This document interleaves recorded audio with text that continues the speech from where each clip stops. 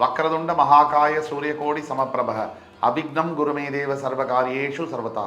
தென்னாட்டுடைய சிவனை போற்றி, என் நாட்டவர்க்கும் இறைவா போற்றி.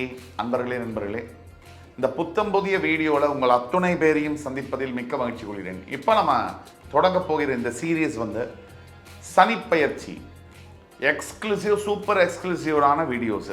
சனிப்பெயர்ச்சி 2025, அதாவது சனி பகவான் இப்போ இருக்கக்கூடிய கும்ப ராசியிலிருந்து மீன ராசிக்கு மார்ச் 29, 2025 அன்று திருக்கணித பஞ்சாங்கப்படி பயிற்சி ஆகிறார். இப்போ திருக்கணித பஞ்சாங்கம், வாக்கிய பஞ்சாங்கம் 2 இருக்கு. திருக்கணித பஞ்சாங்கத்தின்படி மார்ச் 29, 2025 அன்று சரியாக சனி பகவான் கும்பராசியிலிருந்து மீனராசிக்கு பயிற்சி ஆகிறார். இந்த பயிற்சியுடைய பலன்கள் 12 ராசிக்கு எப்படி இருக்கும்? இப்போ நம்ம சொல்லக்கூடிய அத்துணை பலன்களும் திருக்கணித பஞ்சாங்கத்தை ஃபாலோ பண்ணுறவங்களுக்கு மட்டும்தான். இது ஒரு இன்ட்ரடக்ஷன் வீடியோவாக எடுத்துக்கலாம். இன்னைக்கு இந்த வரிசையில் நம்ம பார்க்க போது முதலாவது ராசியான மேஷ ராசி. மேஷ ராசி இந்த வீடியோவை எப்படி நம்ம ஸ்ட்ரக்சர் பண்ண விரும்புகிறோம் அப்படின்னா, மேஷ ராசிக்கு 7.5 சனி ஆரம்பிக்க போகுது. அதாவது 29 மார்ச் 2025 அன்று 7.5 சனி தொடங்க போகிறது. இந்த சனி பகவானுடைய சனி பயிற்சி எந்த மாதிரியான தாக்கங்களையும், நல்ல பலன்கள் இருக்கா, என்னென்ன தீய பலன்கள் இருக்கு, அதுக்கு நாம் என்னென்ன தீர்வுகளை செய்யணும், இந்த வகையில் இந்த வீடியோவை ஸ்ட்ரக்சர் பண்ணி கொண்டு போவோம். இந்த சனி பயிற்சியை என்னதான் நம்ம பேசினாலும் முக்கியமாக நம்ம எடுத்துக்கொள்ள வேண்டியது குரு பகவானுடைய சஞ்சாரம், ராகு கேதுக்களுடைய சஞ்சாரம். இந்த 4 கிரகங்களையும் எடுக்காம ஒரு பலன்களுக்குள்ள நம்மளால போயிட முடியாது. அந்த வகையில் மேஷராசி காலபுருஷனுடைய முதல் வீடு, செவ்வாய் பகவானுடைய ஆட்சி வீடு என்று சொல்லக்கூடிய மேஷராசியில் அஸ்வினி, பரணி, கிருத்திகை என்ற 3 நட்சத்திரங்கள் வருது. இந்த மேஷராசியை பொறுத்த வரைக்கும் சனி பகவான் மார்ச் 29, 2025 விரய சனியாக தொடங்குகிறார். இப்போ நம்ம இருக்கக்கூடியது செப்டம்பர் மாதம். 6 மாதத்துக்கு முன்னாடியாக இருந்தாலும் கூட தற்சமயமே மேஷராசிக்கு அந்த சனிப்பயிற்சி பகவானுடைய தொந்தரவுகளும் தடைகளும் சிக்னல் ஆரம்பிச்சிருக்கும். இப்பவே அதோடைய தாக்கம் என்பது சனிப்பயிற்சி, சனி பகவான் 7.5 சனியுடைய தாக்கம் ஒரு 6 மாதத்துக்கு முன்னாடியே ஆரம்பிச்சிருக்கும் அப்படின்னா அது உண்மைதான். அந்த வகையில் மேஷராசிக்கு விரயசனியாக இருக்கும் போது சனி பகவான் எப்பவுமே 50% பலன்களை, கெடுபலன்களை தருவார். அதுவே அவர் உங்கள் ராசிக்கு ஜென்ம சனியாக வரும்பொழுது 100% கெடுபலன்களை தருவார்.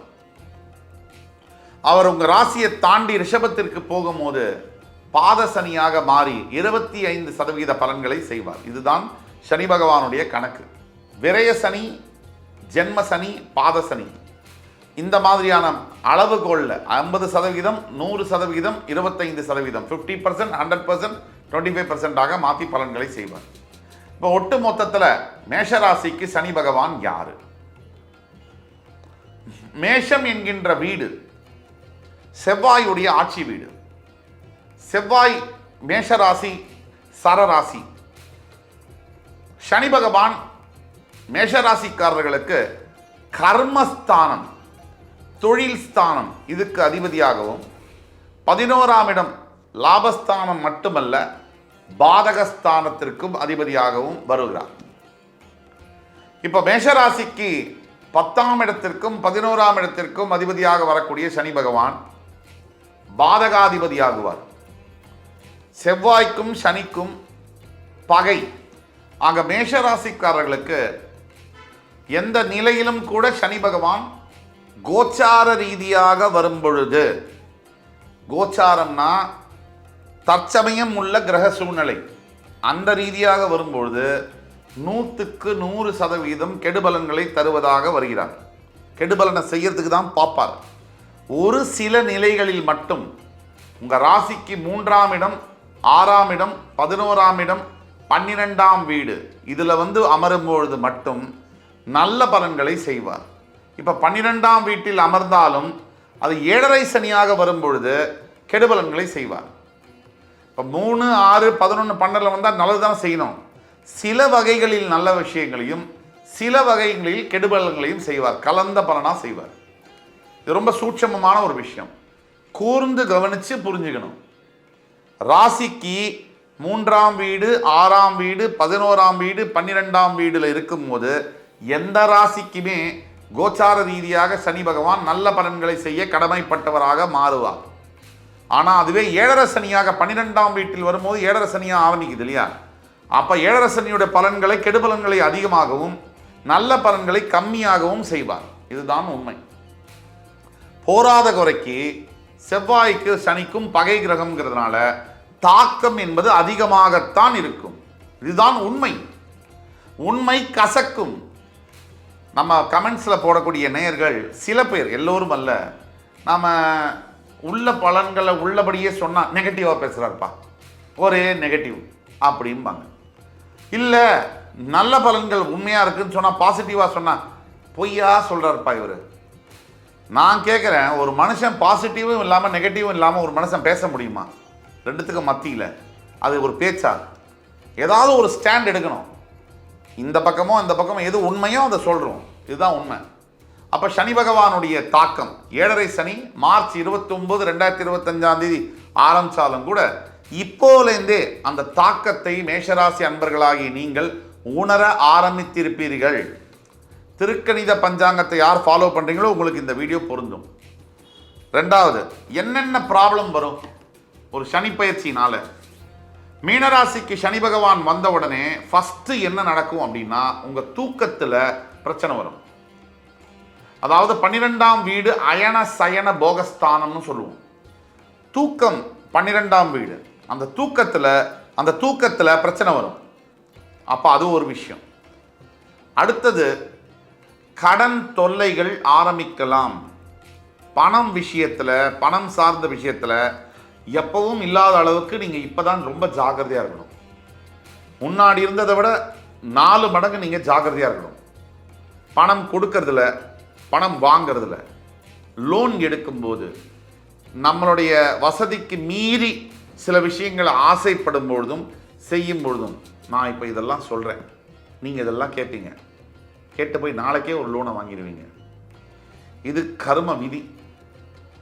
இவ்வளவும் சொல்லியும் நீங்கள் முதல்ல கட்டுப்பாடாக இல்லைன்னா சனி பகவானுடைய காட்டமும் ஆட்டமும் அதிகமாக இருக்கும். நீங்கள் மனசை அடக்குனா, உங்களை அடக்குனா இந்த உலகத்தையும் அடக்க முடியும், வாழ்க்கையும் ஜெயிக்க முடியும். ரெண்டாவது, இந்த ஏழரை சனி ஆரம்பித்த உடனே எல்லா காரியம் நம்ம செய்கிறோம், ஒரு வேலையை எடுக்கிறோம், புதுசாக ஒரு முயற்சி எடுக்கிறோம் அப்படின்னாலே அந்த முயற்சியில் ஸ்டாப், அப்டிக்கல்ஸு, தடங்கல்கள் வரும். இது எதிர்பார்க்கணும். நீங்கள் ஏழரை சனினா என்னன்னு நீங்கள் புரிஞ்சுக்கணும். சனி பகவான் ஒரு முழுமையான பாவகிரகம். உங்களுடைய ராசிநாதன் செவ்வாய். சாதாரணமாக சனி பகவான் கொடுக்கக்கூடிய தாக்குதலை விட உங்களுக்கு ஒரு படி மேலே அதிகமாக இருக்கும் அப்படிங்கிற உண்மையை, கசப்பான உண்மையை நாம் ஒத்துக்கு தான் வேணும். இதை எதிர்பார்க்கணும். என்ன செய்யணுங்கிறதுக்குள்ளே போகணும். இது அவஸ்தை இருக்குது, பிரச்சனை இருக்குன்னு பார்க்கக்கூடாது. முதல்ல மேஷராசி அன்பர்களுக்கு இந்த காரிய தடங்கல்கள் ஏற்படக்கூடிய வாய்ப்புகள் இருக்குது.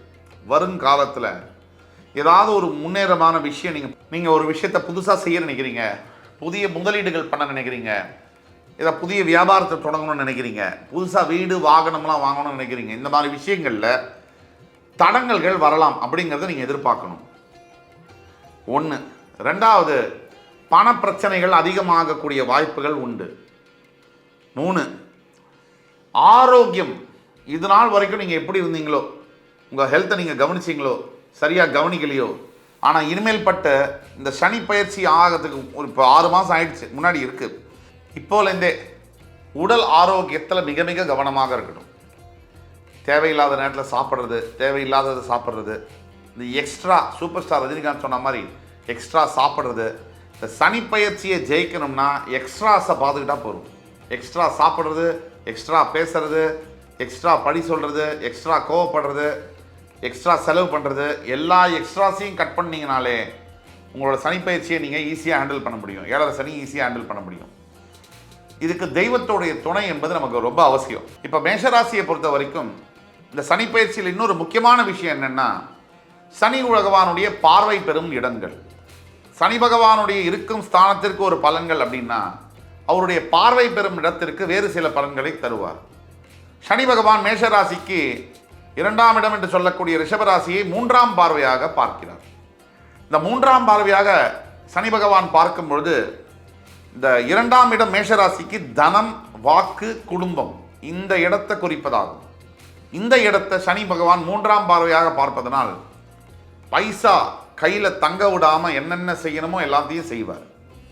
வாக்கு தவறும்படியாகவும் அடுத்தவர்களை ஸ்லிப் ஆஃப் த டங்குன்னு சொல்லுவோம். ஏதோ ஒரு வார்த்தை நினைப்போம், ஆனால் பேசும்போது வேற வார்த்தையை பேசி நம்மளே நமக்கு சூன்யம் வச்சுப்போம், மாட்டிக்குவோம். ஏன்னா அந்த வார்த்தையை கொடுத்து மாட்டிக்கிட்டோம்னா அதுலேருந்து மீண்டு வர்றது ரொம்ப கஷ்டம். அடுத்தது குடும்பத்தில் தேவையில்லாத வாக்குவாதங்கள், தகராறுகள், சும்மாவே சோழி போட்டு எரியுது எல்லா குடும்பமும். இதில் சனி பகவான் வேறு அந்த இடத்த பார்த்தாருன்னா இன்னும் தீப்பத்தி எரிகிற மாதிரி சில விஷயங்களை செய்வார். நாம தான் ஜாக்கிரதையாக பணத்தை செலவழிக்கிறதுல, பேசாமல் இருக்கிறதுல, ஒரு வார்த்தை பேசணும் 10 வார்த்தைகள் அதையும் யோசித்து பேசணும். குடும்பத்தில் என்ன சொன்னாலும் லெஃப்ட் காதில் வாங்கி ரைட்டு காதில் விட்டுடுங்க, இல்லைன்னா பிரச்சனை நமக்கு தான். இது ஒன்று. அவருடைய 7ஆம் பார்வையாக உங்களுடைய 6ஆம் இடம் என்று சொல்லக்கூடிய கன்னிராசியை அவர் பார்ப்பதனால் சில இடங்களில் எதிரிகளுடைய தொல்லையிலிருந்து உங்களுக்கு முதல்ல எதிர்ப்பாங்க, நீங்கள் அவங்கள ஜெயிக்கக்கூடிய வாய்ப்புகளையும் தருவார். அதே மாதிரி 10ஆம் பார்வையாக உங்களுடைய பாக்கியஸ்தானத்தை அவர் பார்ப்பதனால் கண்டிப்பாக மேஷராசியில் இருக்கக்கூடிய மகன்மார்களுக்கும் தந்தைமார்களுக்கும் சில கருத்து வேறுபாடுகள் வரக்கூடிய வாய்ப்புகள் உண்டு. குடும்பத்தாருடன் ஒட்டாமல், இல்லை குடும்பம் இருக்கக்கூடிய இடத்துலேருந்து டிரான்ஸ்ஃபர் ஆகி வேறு இடத்துல தனியாக போய் வேலை செய்யக்கூடிய நிலைமைகளோ, அல்லது வேறு சில அமைப்புகளில் கை கெட்டினது வாய் கெட்டாமல் சில பாக்கியங்கள், ப்ரமோஷனாக இருக்கட்டும், இன்சென்டிவாக இருக்கட்டும், ஆஃபீஸில் எனக்கு தான் கன்ஃபார்ம்டு அப்படின்னு இருக்கும்போது திருவிளையாடல் படத்தில் நாகேஷ் சொன்ன மாதிரி எனக்கு இல்லடா சொக்கா அப்படிங்கிற மாதிரி கை கெட்டினது வாய் கெட்டாமல் போகிறது கூட அவர் செய்வார். இதெல்லாம் இருக்குது. இதெல்லாம் நம்ம ஜாக்கிரதையாக இருக்கணுங்கிறது முக்கியமான பாயிண்ட்டு. நம்மக்கிட்ட ரொம்ப நட்பு பாராட்டக்கூடியவங்க கூட நம்ம மேலே எதிர்ப்புகளையும் எதிரியாக மாறக்கூடிய சந்தர்ப்பங்கள் கண்டிப்பாக நடக்கும். ரொம்ப ஜாகிரதையாக இருக்கணும்.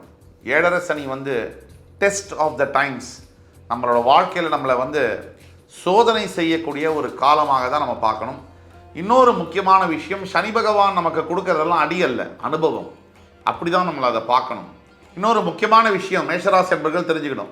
தற்சமயம் உங்களோட 12ஆம் வீட்டில் ராகு இருக்கிறார், உங்களுடைய 2ஆம் வீட்டில் குரு பகவானும், உங்களுடைய 6ஆம் வீட்டில் கேதுவும் இருக்கிறாங்க. இவங்களுடைய கிரக சஞ்சாரங்களையும் எடுத்துக்கணும். சனி பகவானை பொறுத்த வரைக்கும் உங்களுடைய 12ஆம் வீட்டில் போகக்கூடியவர் அப்படிங்கிறதுனால நீங்கள் கூடிய மட்டும் மேஷராசி என்பர்கள் யாராவது ஃபாரின் போகிறதுக்காக ட்ரை பண்ணிட்டு இருக்கீங்க அப்படின்னா தயவு செய்து ஃபாரின் கண்ட்ரீஸ்க்கு எஸ்கேப் ஆகிடுங்க. வெளிநாட்டில் படிக்கிறதோ, இல்லை கல்யாணமோ, வேலை பார்க்குறதோ, செட்டில் ஆகிறதோ, வியாபார ரீதியாக போய் உட்காரதோ, எது வேணாலும் நீங்கள் பண்ணினீங்கன்னா கூட இந்த தாக்கம் என்பது ரொம்ப அளவில் கம்மியாகும். கடல் கடந்து போனால் இந்த தாக்கம் என்பது ரொம்ப கம்மியாகும். 3வது, எல்லாத்துக்கும் மேலே சனி பகவானுடைய முக்கியமான ஒரு விஷயம் இதுதான். இந்த 7.5 சனி காலகட்டங்கள்லையும் அஷ்டம சனி காலகட்டங்களையும் முக்கியமாக நம்ம கடைபிடிக்க வேண்டிய ஒரு விரதம் என்ன அப்படின்னா தானங்களும் தர்மங்களும். சனி பகவானுக்கு ரொம்ப பிடிச்சது தான தர்மங்கள். நம்மளால் முடிஞ்ச அளவுக்கு, நம்மளுடைய சக்திக்கு எவ்வளவு முடியுமோ அந்த அளவிற்கு தானங்களையும் தர்மங்களையும் உணவாக, உடையாக, இன்னும் வேறு எந்தெந்த விதத்தில் படிப்பாக, கல்விக்காக எந்தெந்த விதத்தில் தான தர்மங்கள் செய்ய முடியுமோ அந்தந்த விதத்தில் அவரவர் சக்திக்கு ஏற்ப கொஞ்சம் கூட மனசாட்சிக்கு விரோதம் இல்லாமல் தான தர்மங்கள் செய்யும் பொழுது மிகப்பெரிய அளவில் 7.5 சனியிலேருந்து தப்பிக்க முடியும், வாய்ப்புகள் உண்டு. அப்புறம் இன்னொரு சில விஷயம், இதே 7.5 சனியில் சனி திசை உங்கள் ஜன்ம ஜாதகத்தில் நடக்குது அப்படின்னா அது இன்னுமே கொஞ்சம் ஆக்ரோஷத்தை அதிகப்படுத்தும்னு சொல்லலாம். ஆனால் அது அவசியமாக அதிகப்படுத்தும் இல்லை. ஜனன ஜாதகத்தில் சனி சுபத்துவத்தில் இருக்காரு, வக்ரகதியில் இருக்காரு, நீச்சமாயிருக்காரு உங்கள் ராசியிலே அப்படின்னா இந்த பலன்கள் நல்ல பலன்களாக கூட மாறும். உங்களுடைய பிறப்பு ஜாதகத்தில் மற்ற கிரக சூழ்நிலை வேறு தசாபுக்தி பலன்கள் இருந்தாலும் கூட 7.5 சனியுடைய தாக்கம் கொஞ்சமாகவோ அதிகமாகவோ கம்மியாகும் அப்படிங்கிறது உண்மை. உங்களுடைய பிறப்பு ஜாதகத்தை எடுத்து பார்த்தா மட்டும்தான் உண்மையான சூழ்நிலை என்ன, எது நடக்கும், இல்லை எதை எதிர்பார்க்கலாம் அப்படிங்கிறத தெளிவாக சொல்ல முடியும். எப்படி பார்த்தாலும் சரி, நீங்கள் இப்போ பாருங்கள், இன்னொரு முக்கியமான பாயிண்ட்டு, கொஞ்சம் கூட அவசரப்படுறதை நீங்கள் தவிர்க்கணும். மேஷராசியை பொறுத்த வரைக்கும் நிறைய அவசர குணம் என்பது பிறவியிலேயே இருக்கக்கூடிய குணம். இந்த அவசர குணத்தை நீங்கள் தவிர்க்கலைன்னு சொன்னால் இன்னும் பிரச்சனைகள் அதிகமாகும். என்னடா எல்லாமே நெகட்டிவாகவே பேசிட்டு வராங்களே அப்படின்னு நினைக்க வேண்டாம். எப்பேற்பட்ட ஏழரை சனியிலும் கூட, எப்பேற்பட்ட அஷ்டம சனியிலும் கூட ஏதோ ஒரு நல்ல விஷயம் நமக்காக ஒளிஞ்சிட்ருக்கு, காத்துட்ருக்கு. நமக்கு சாதிக்கிறதுக்காகவும் நம்மளை வாழ்க்கையில் அடுத்த கட்டத்துக்கு கூட்டிகிட்டு போகிறதுக்காகவும் நம்மளுக்காக வந்து கண்டிப்பாக மறைஞ்சிருக்கு. அந்த விஷயத்தை கண்டுபிடிக்கிறதுக்கும் அதை செயல்படுத்துறதுக்கும் அதோட பலன்களை அனுபவிக்கிறதுக்கும் பொறுமை என்கின்ற மிகப்பெரிய ஆயுதம் என்பது அவசியம். சகிப்புத்தன்மை என்பது அவசியம். சனி பகவான் அப்படின்னா ஒரு மனித கழிவுகளை அள்ளக்கூடிய தொழில் பண்ணுறவரும் சனி பகவானுடைய காரகத்துவம். இந்த இந்த இந்த சனி பகவானுடைய முக்கிய குணங்களில் ஒன்று சகிப்புத்தன்மை. இந்த சகிப்புத்தன்மையை சனி பகவான் நமக்கு கொடுக்குறார், பொறுமையை நமக்கு கொடுக்குறார், நமக்கு நிதானத்தை கொடுக்குறார். அப்போ இன்னும் நம்ம நிதானத்தோடு செயல்படும் பொழுது சனி பகவானுடைய தாக்கத்திலிருந்து தப்பிக்க முடியும். நம்ம ஏற்கனவே சொன்னபடி இந்த ஏழரை சனியுடைய பலன்களில் இதெல்லாம் நடக்கும். நம்ம வந்து உடல் ஆரோக்கியத்தை பற்றி பேசணும், கடன் தொல்லைகள், பணப்பிரச்சனைகள், எந்த காரியத்தை எடுத்தாலும் தடை தாமதங்கள், இதெல்லாம் பற்றி பேசணும். இன்னொரு முக்கியமான விஷயம், உங்களுடைய வேலை செய்யக்கூடிய இடத்துல மேலதிகாரியுடைய விரோதத்தை நீங்கள் சம்பாதிக்கிற மாதிரி ஆகிடலாம். ஆஃபீஸில் கொஞ்சம் கூட வேறு வேலை தேடுறேன், இந்த நேரத்தில் வந்து வேறு ட்ரை பண்ணுறேன், இதை தயவு செய்து பண்ணாதீங்க. யார் இந்த வீடியோவை பார்த்துட்ருக்கீங்கனாலும் மேஷராசியில் இருக்கக்கூடிய அன்பர்கள் ஒரு நல்ல வேலையில் இல்லைனாலும் இந்த வேலையை கெட்டியாக பிடிச்சிக்கோங்க. அடுத்த ஒரு 2.5 வருஷத்துக்கும் நீங்கள் 1.5 வருஷத்துக்காவது மினிமம் நீங்கள் இந்த வேலையை விட்டு இன்னொரு வேலை போகணுங்கிறது ட்ரை பண்ணாதீங்க. அதுவாக உங்களுக்கு இன்னொரு வேலை வந்தால் கூட அந்த வேலை இதை விட இன்னும் மோசமாக இருக்கக்கூடிய வாய்ப்புகள் அதிகமாக இருக்குது. குழி தோண்டி நம்மளை கொண்டு போய் விட்டுருங்கிற மாதிரியான அமைப்பில் இருக்கிறதுனால தயவுசெய்து இருக்கிற வேலையை ஜாக்கிரதையாக பார்த்துக்கோங்க. ஒன்று. செகண்டு, இன்னொரு விஷயம் என்னென்னா, நீங்கள் வியாபாரம் செய்கிறீங்க. இப்போ ஃபார் எக்ஸாம்பிள் வந்து மேஷராசியில் இருக்கக்கூடியவர்கள் ரியல் எஸ்டேட் துறையிலையோ, ஹோட்டல் அதிபர்களாகவோ, அரசியல் துறையிலையோ, அல்லது காவல்துறையிலையோ, அல்லது வந்து டாக்டர்ஸ் ஆகவோ, அல்லது விவசாயிகளாகவோ, பயோ ஆர்கானிக் ப்ராடக்ட்ஸோ, இல்லை ஹோல்சேல் டீலர்ஷிப்லேயோ, மெட்டல்ஸு இரும்பு சம்பந்தப்பட்ட தொழில்லையோ ஈடுபட்டிருக்கிறீங்க நீங்கள் அப்படின்னா இந்த நேரத்தில் நீங்கள் தொழில் அபிவிருத்தி செய்கிறது, அதாவது தொழிலை பெருக்கக்கூடிய அதை பண்ணவே கூடாது. நீங்கள் ரொம்ப ரொம்ப அமைதியாக இருக்கணும். இப்போ இந்த காலகட்டத்தை உங்கள் வீட்டில் இருக்கக்கூடிய வேறு மனைவியோ குழந்தைங்க பேர்லையோ இந்த வியாபாரத்தை மாற்றிக்கலாம். அதுக்கு அவங்க ஜாதகத்தை பார்த்து அவங்களுக்கு பொருத்தமாக இருந்ததுன்னா அவங்க பேரில் வியாபாரத்தை மாற்றிக்கிட்டு நீங்கள் வந்து ஒரு மேனேஜிங் டைரக்டராகவோ ஒரு எம்ப்ளாயியாகவோ மாற வேண்டிய சூழ்நிலை. அதுக்கு ஜாதகம் பார்த்தா தான் சொல்ல முடியும்.